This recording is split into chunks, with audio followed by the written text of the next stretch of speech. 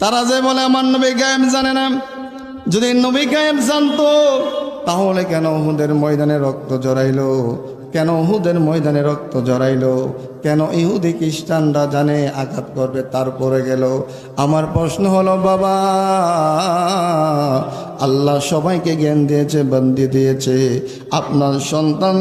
আপনার সন্তানকে আপনি অনেক মহাব্বত করেন। আপনার সন্তান ওই রাস্তায় গেলে দুর্ঘটনা হবে, ওই পথে গেলে আপনার সন্তান আঘাত পাবে। আপনার বাবার জীবন থাকলে কখনো সন্তানকে দিবেন না।